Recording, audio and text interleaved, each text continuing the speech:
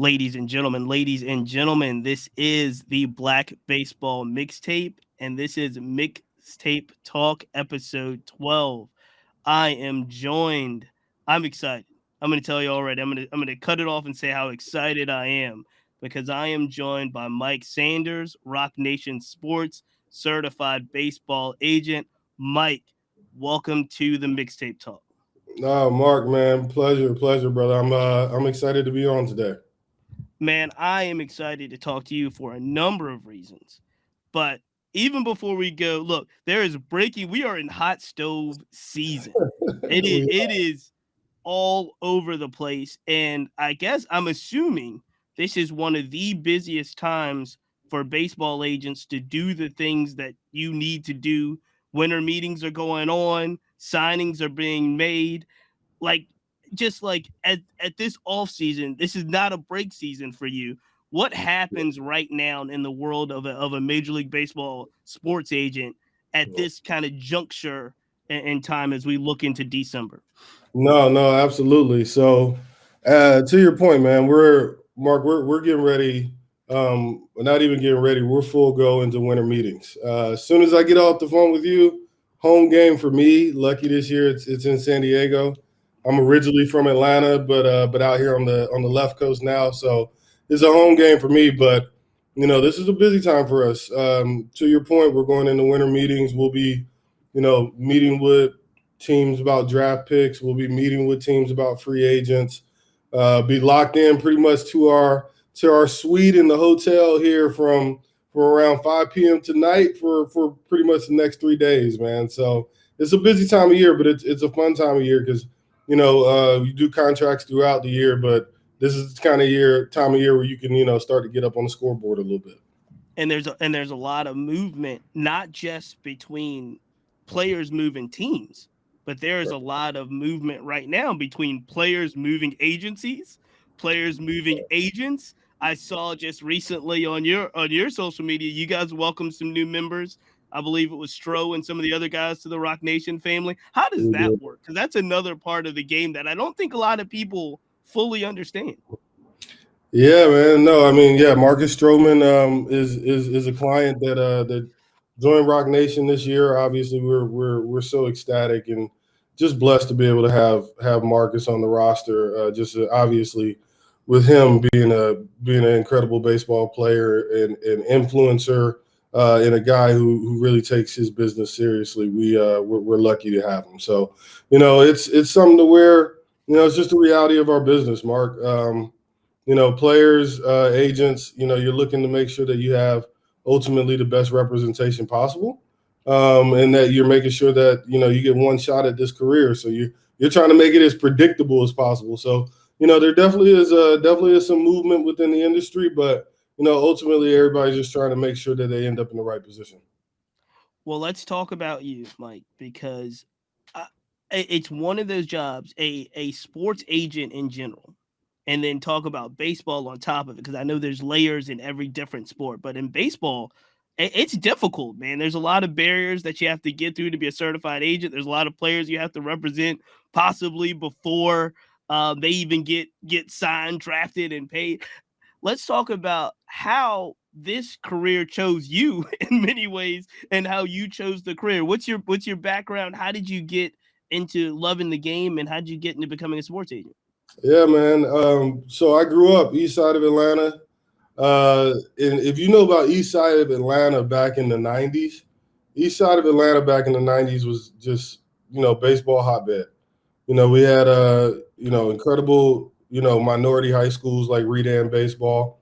I went up to Redan pretty much every day growing up as a child. My dad used to take me up there with Coach Greg Goodwin, and I just go up there and practice. Grew up watching Brandon Phillips play over at Redan, and he was kind of our staple in the community of like, hey man, if you stick with it, it can be done. So being able to grow up on the east side of Atlanta in the 90s was just, baseball is what we did, man. The little leagues had overflowing with kids. We have 10, 12, 13 teams in every division, so it was just a good time. And as far as becoming an agent, I think for me, a little bit about my background, I went to University of Miami. So That's right. I'm a That's right. Hurricane man. I'm all about the U.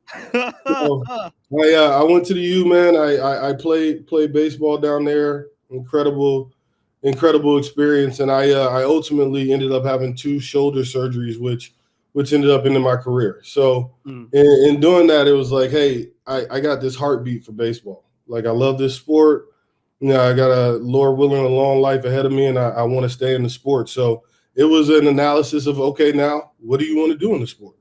Who do you want to be?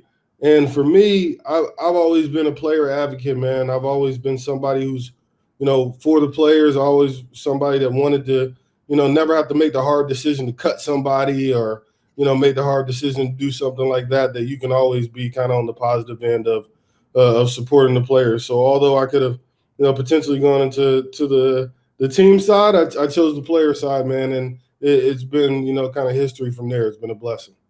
No, that's a fascinating decision because you're talking about a hotbed of baseball in Atlanta. Obviously, we just know the National League Rookie of the Year, Michael Harris, is a product of Atlanta in those systems out there. Then you talk about going to a powerhouse program like the University of Miami, which has been known for baseball. I mean, I remember watching University of Miami, the College World Series, just about every year. As I was growing up in the 90s as well, and it goes through. So, I mean, no slouch there. And then you make a decision when your playing days are coming to an end, and you make a decision to be a player agent. That's phenomenal because still, even with that knowledge of the game, a lot of folks I'm sure are listening and wondering, how do you make that transition? Do you start with an agency? Do you start interning? Do you start how does that happen? What was the grind season like? Because everything's a grind, but what was the grind season like on the agent side? I'm smiling, man, because it was a grind. It was a grind. It was go buy my first suit. It was reach out to every agency. I remember I was in the airport, and I started with a group, man, that wasn't in baseball. They were a football group out of Washington, D.C. And I was in the airport headed to that job interview, and I ran into one of my neighbors, man, who was just like, man, what are you wearing and what are you doing? You go to that job interview, and I was like, hey, we're gonna make it work. So they, I went up there, man. I met with different groups. I put a business plan together. I got to go back and look at that business plan to see if it was accurate or not. But I put it together, man, and I just went out and I sat down with people, and I hope I was able to exude my passion for this. I was able to show I had a made up mind, and I was ultimately going to grind and make it work. And that's what I was, blessed and lucky enough to be able to do. So it was just get your foot in the door and go from there. And then talk to me about Roc Nation sports, because everybody knows when you hear the words Roc Nation, it's synonymous with Jay-Z, it's synonymous with culture, it's synonymous with hip hop. How was Roc Nation the fit for you? How long have you been there? And how was it the fit for you? And then we see, look, it seems like the perfect fit because we see players like Jazz and players like Stroman. It seems like a great home for people that are not just African American per se, but people that are in tune with culture. Roc Nation seems like the best home for them. No, Roc Nation, man. I've been at Roc Nation now for 2 years, and it has been the most comfortable experience, period, because of those reasons that you said. At the end of the day, I remember our CEO is OG Juan, who is Jay-Z's business partner and best friend for now over 30 years. And OG, man, OG is, the hardest working brother I know. But the first day I went into the office, I was like, hey, man, what should I wear? He was like, what do you wear? What you mean? He's like, what do you wear? And that's what we are, man. We're authentic. We're authentic to what we're doing. It's an agency that is built on, making sure to empower our clients, empower our athletes. The cool thing about it is, and Jay says it all the time, the big thing about Jay is, man, Jay is a sports mind, but a baseball mind. It's really Jay, OG, these guys are incredible sports minds, and guys who ultimately have been able to build a $1 billion business, right? And in doing that, it's really cool because they don't really need the money. And he tells us all the time, it's not about, going out and trying to recruit as many clients as you can or trying to bring on everybody. Ours is about trying to make sure to empower the right group of people so that they can continue to, give back and bless others with the position that they've been put in. So, for us, Roc is culture, is next generation, and ultimately it's a family. And for me, I think the family piece has been so incredible because, from the people that I work with to, the clients that I'm able to work with, everybody really has each other's back. So now baseball is always a numbers game. So how do you identify players, talents, individuals that you want to work with? What are the cues when you talk about that family? What are the cues that you identify that says, hey man, I want to work with it. I want to work with this talent and see if I can help them out. Yeah, no, for sure. If you're talking about an amateur player, I mean, we're looking to advise them and advise you and just, hey, how am I going to get to where I'm going? So for us, it's about, number one, making sure that player has the talent ultimately to be able to play this game for a long time, right? You're trying to get one of 30 jobs in the world. Not an easy. Look, is that tough? I got to ask about this because I had a great conversation with Lonnie Murray, who I love, is another amazing sports agent. And I was explained that there are some harsh realities to the jobs that sports agents have. And some of them is sitting around and saying, hey, look, this sport in the long run may not be for you. Is that like a part of your job? Is that like those come to Jesus meetings? Yeah, I mean, look, you hope it doesn't have to be, but right. that's the reality, man. Everything comes to an end at some point, and I think you hope not to have. I haven't had too many of those conversations where it's like, hey, this just isn't going to work out because hopefully it's the right talent, and the right talent can ultimately determine their success and what they do in the sport. So there's that reality with those players, but yeah, man, it's just from the agent's perspective, the players are looking for you to be honest with them about their business, and I'm sure it's more. I'm sure it's more about, hey, look, you have the talent. We see it in you. We wouldn't have even been talking to you if you didn't have it. But these are the things that you may need to be doing to put yourself in a position to be successful. No, absolutely. I think for us, and to your question, we look for the right families, right? Because it becomes a partnership. It becomes a partnership, and ultimately, helping your son become who he wants to become in this game. So, I can tell you this: one thing I know from a parent's perspective is baseball is a game that is not easy. It's not easy. You gotta have the right support system behind you. All right, from a failure perspective and just from an access perspective, you got to have the right support system. So we make sure those players have the right support system because if we're going to go in this partnership, we want to know it's going to be a two-way street. What is the hardest job now? So look, you've been in the game for a minute. You're in a great home. You've been there for 2 years. What's the hardest part now that people may not even think of when it comes to being a sports agent, a baseball agent? Good question. The hardest part of being an agent, you know what? I just think it's just you're always on call. The demand, the reality, whether it's Saturday and I'm out to dinner with the family, these guys are ultimately looking for you to, manage their lives and help them, navigate and maneuver this career. You just don't know when things are going to pop up. So people ask me all the time, hey, what's a normal day look like for you? And although, you definitely make sure to have structure around your day and, go about it the right way, at the end of the day, you don't know what's going to happen. You don't know a player's going to get hurt in the game that day. And you're going to have to jump in and make sure that he has the right representation as far as the doctors working with him. You don't know if a player's, going to ultimately be cut that day. And you got to, make sure he understands his rights and understands what's the next step and how do we make sure to navigate and maneuver this, this situation that just happened. So I can say, the hardest part probably about being an agent is just making sure that you're on go at all times. How do you balance out?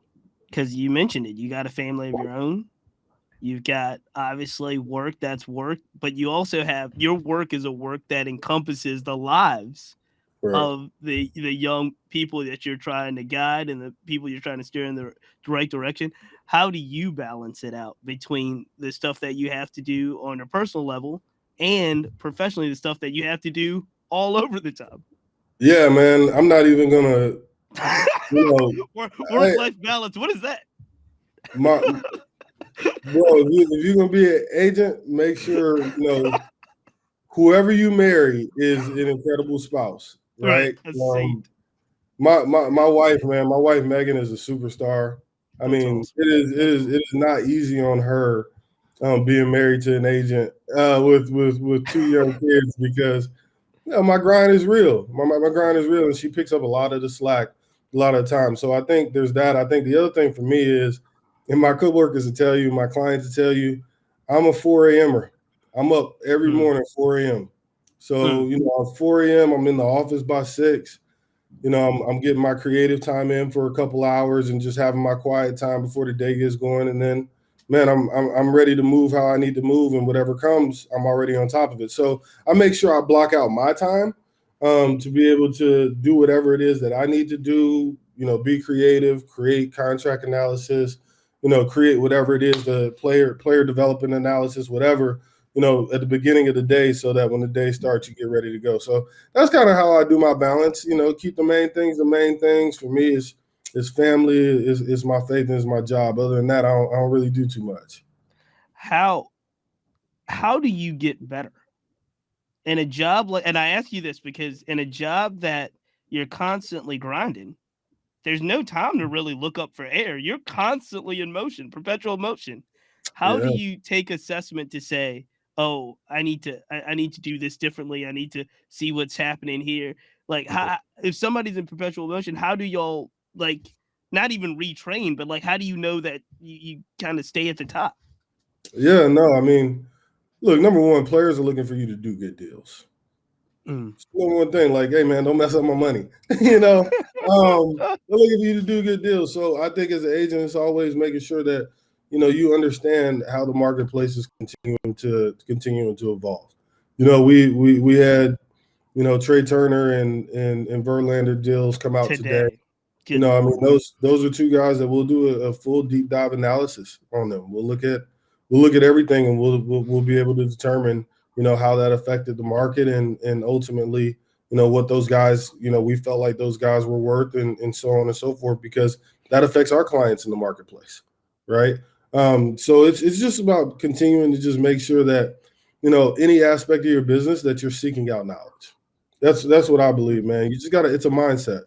It's a mindset of making sure that I'm always seeking out knowledge, that I'm never where I'm going to be. And that's a mindset you take in your career, but I also think that's something you should take through life as a whole.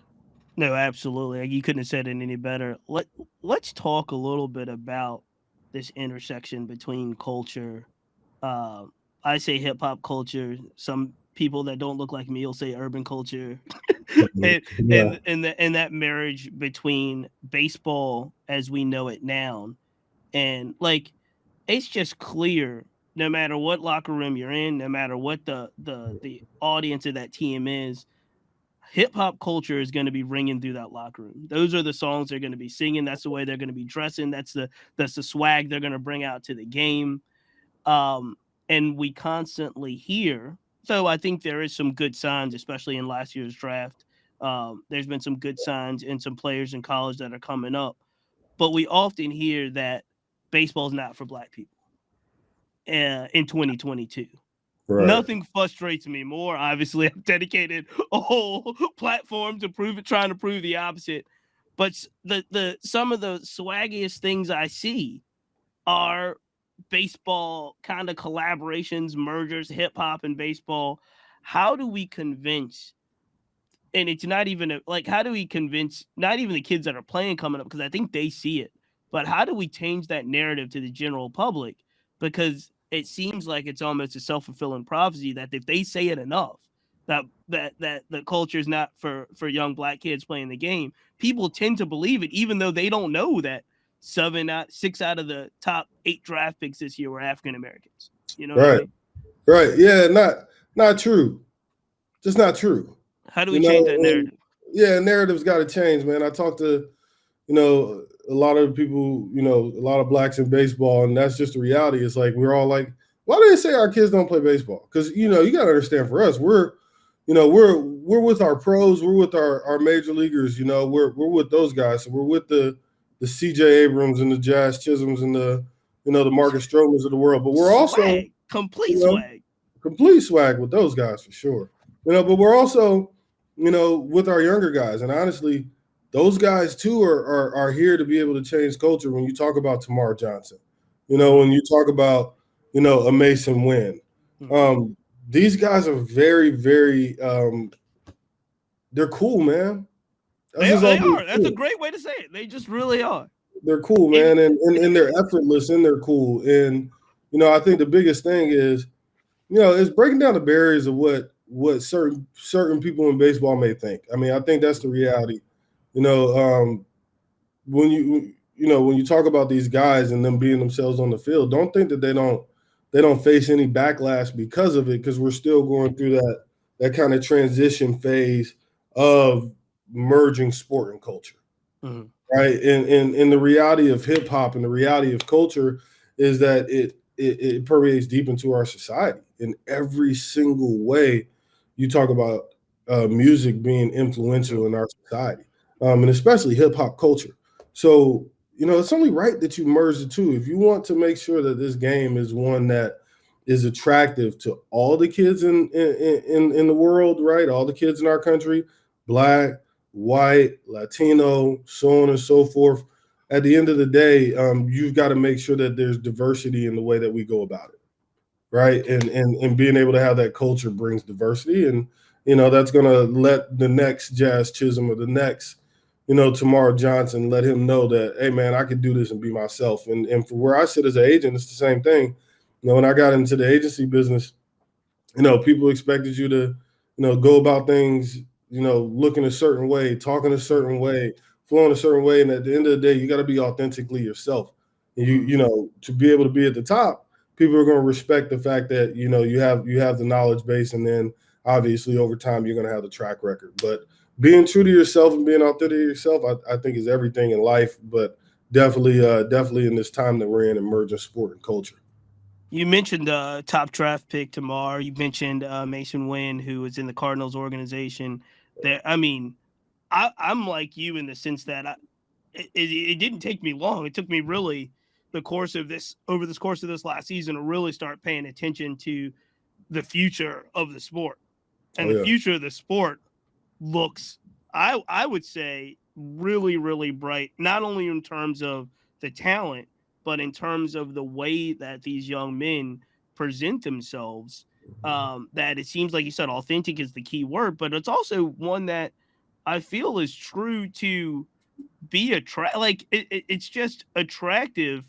If I see a Masyn Winn and I see him play, and then I see, like you said, and I see some of these young guys play, I look at it and say, that's how I looked at a baseball playing Deion Sanders, right? The way that those guys play. And those were the guys that got me excited in the game. We're 95 Atlanta Braves, man. That's what we grew up on.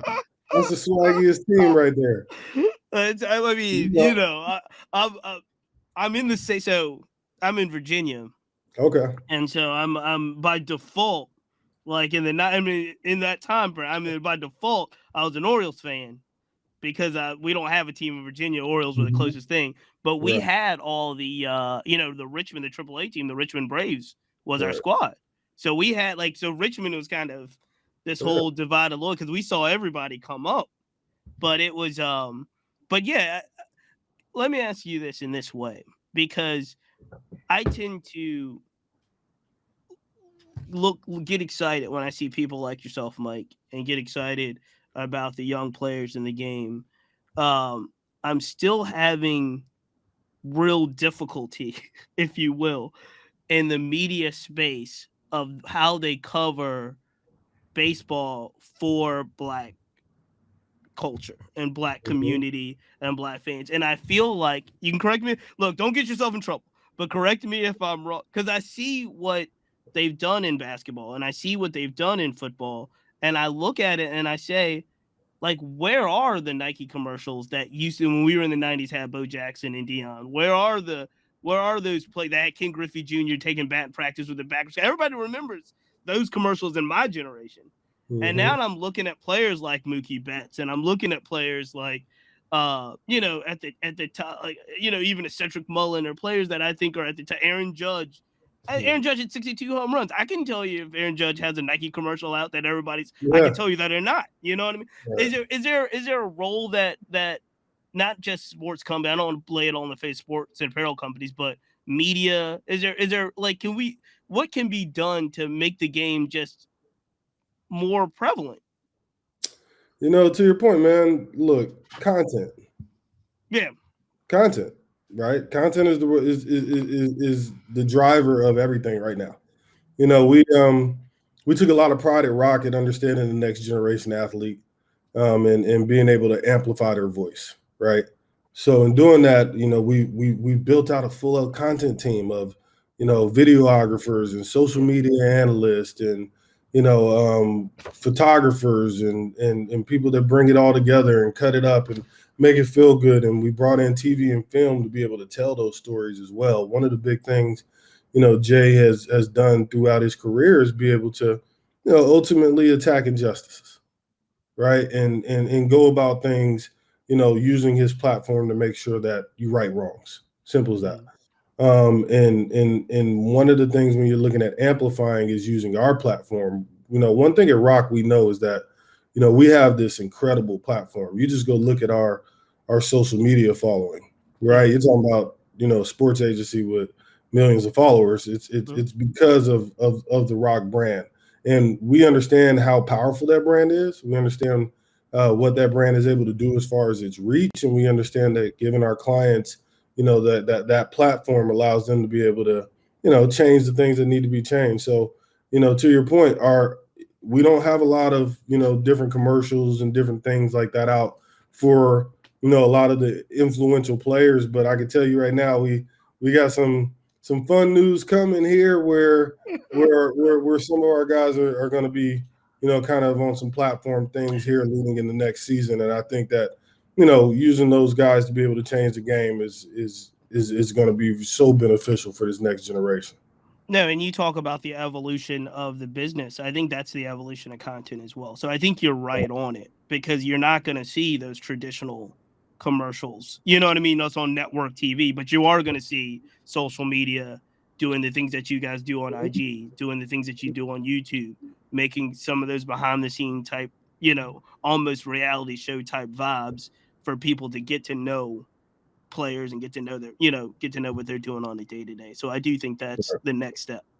No, yeah, for sure. And to your point of the draft this year, draft was crazy this year. Oh, it was great. It was great. And just a reflection of what it had for Blacks in baseball with those guys going to the very top of the draft. I can tell you this, understanding the classes that are coming, it's only going to get better. That's what I'm thinking. Better. It's only getting deeper. There's only more and more, Black players playing across the country. And, man, let me tell you, they can play. And what you're starting to see now is, a lot of these sons of NFL players, sons of, top athletes who, ultimately are now gravitating towards baseball. So, there's some kids that are coming that are going to start to answer the question of, what happens if one of these NBA talents actually had, the skill set to play baseball with that type of body. And you're seeing it with some of the up and coming players. These guys are 6'5", 6'6", 6'7" monsters. Yeah, so Aaron Judge ain't the last one. It's more. Now, I was gonna say, how tall is the kid Cruz out of in Pittsburgh? He's playing shortstop. He's like 6'5". Yeah, 6'7". 6'7". That's insane. That makes. All right, let's switch gears just a little bit. Have some fun, Mike. What was your, as a player? Or you can answer this as a player, or you can answer this as a professional that is done playing. What is your proudest moment in the game? Oh, man, that's a good question. Proudest moment in the game?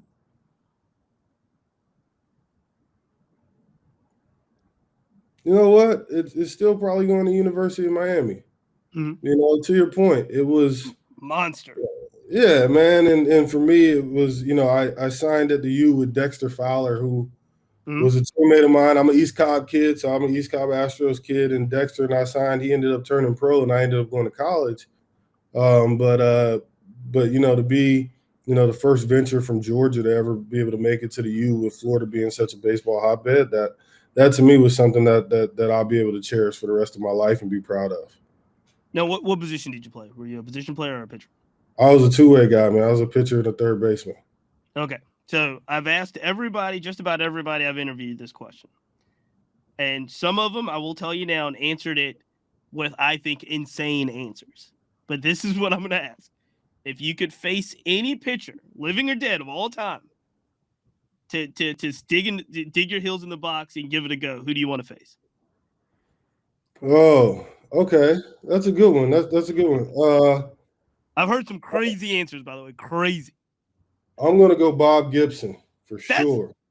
Three. For sure. You're one of them, because three people have said Bob Gibson, and I think that y'all are all madmen. You are all madmen. Best, man. You gotta go against the best. Bob Gibson, that dude was different, and that was Absolutely. a mean dude on the mound. So, Bob Gibson was, I'd have to say him, or the other one I'd say is Satchel Paige. Ooh, now that's the first Satchel Paige. That's a good one. That's a good one. But I've heard three Bob Gibson. I think y'all are all insane. Yeah. No, I mean, you don't want to face him, but you want to face the best, man. You got to beat the best to be the best. What, as you look into the landscape of, say, the next, all right, let me ask you, I'll ask this way. Wave a magic wand, and tomorrow you're commissioner of baseball. What's the first thing you change? Man, you're asking good questions. I try, Mike. I try. The first thing I change, I think, is already being changed. I just think continuing to bring more culture into the game, into the venues in different ways would be number one for me. And, I think, a 1A would just like continuing to figure out how to make the game more accessible. It's way too expensive. We're not ultimately getting in, and that's a grassroots answer, right? The first answer was from a higher level, wanting to, bring people in the stadium and making sure that they feel comfortable in the stadium as well, which means that it has to be a diverse experience, number one. Number two is just, going to grassroots and saying, I got to leave the game better than it was. So, the biggest thing, and I love what the Players Alliance did on Giving Tuesday. They went right at the problem. They went right at the problem and said, hey, man, look, we're gonna match it times 3. Anything that you guys donate, we're gonna match it. And we're gonna make sure to buy equipment directly for these kids, to buy, whatever they need to be able to play this sport. I think that is so very important because, you just have too many parents, regardless of race, but just too many parents who are getting priced out of the sport. What's the best advice you've ever received in regards to being a successful professional? Yeah, man. I have a mentor in the business, man, who's mentors a lot of us, but he came to me and he said to me, when he started as an attorney in New York City, everybody wore a navy blue suit jacket and this, I guess, yellow tie. Maybe I'm saying it wrong as far as the color of the tie, but he said everybody did that. And they said, you got to walk like this, or you got to talk like this, or you got to dress like this. And he said, look, man, I'm from Brooklyn. I'm gonna be Brooklyn. Right. And as soon as I started to be myself, that's when I started to find success. And I think that's the truth, man. I think that's the biggest thing that I can say. Even with players in baseball, when I was a player in baseball, a lot of times it was playing in situations where I wasn't fully comfortable. Mm-hmm. I wasn't fully comfortable in being who I was. And, looking back at it, you never want to conform, but we were kids at the time, right? Coming through. And like I said, the best advice I got, in being an agent was, look, be you, because ultimately that's going to allow you to be successful and is being authentic and being yourself. So I tell anybody that, if I find a player, he's a flashy player, He likes to have some flash and some fun in the game. For me, it's about making sure that number one, you go about your craft the right way, right? You respect the grind of what it takes, but don't ever change who you are. I tell those guys that. Don't ever change who you are, because ultimately that's what's going to allow it to be exciting and attractive for the next round of guys. All right, Mike, last question of the interview. And don't worry, look, Roc Nation, don't panic. OG1, Hove, none of them panic. But when I ask 10, 15 years from now, if you are doing what you want to do, whether it's in the sport, hopefully it's in the sport, what does that look like? Does that look like, what would ultimately be the final kind of boss level of what you're doing? You know what, man? To me, I reached it. Being at Roc, being right here. I look up at 10, 15 years. I just want to make sure that the young guys that we represent, the amateurs who are counting on us to help them navigate and maneuver their careers, that in 10, 15 years they're doing well with families and successful human beings and all they do in life, and hopefully really successful in the game. I think from a career perspective, if I'm sitting there at Roc Nation and these guys have been able to find a lot of success, then I'm super happy with where I'm at and how things turned out. Ladies and gentlemen, we'll have to leave it there. This is Mixtape Talk, episode 12. Mike Sanders, Roc Nation Sports. Tell everybody, because your Instagram is as what's the best word to say? Your Instagram is pretty good. It's pretty popping. So where do everybody can find you? Keep up with what you're doing. Yeah, no, at Mike Sanders, man, MikeSanders, at Mike Sanders on IG. Hit me up, and for all those families out there, look, your kid doesn't have to be a top draft pick. If you guys ever have any questions or anything that I can ever do to help, I'm a resource. So don't ever hesitate to hit me up on IG. I'll definitely get back with you. Look, we'll leave it there. I got an 8-year-old. He's right-handed. Look, look. We'll keep following. We'll keep following, man. I really appreciate it, Mike. And I say this on the air because I say it with as much honesty and reverence as I possibly can.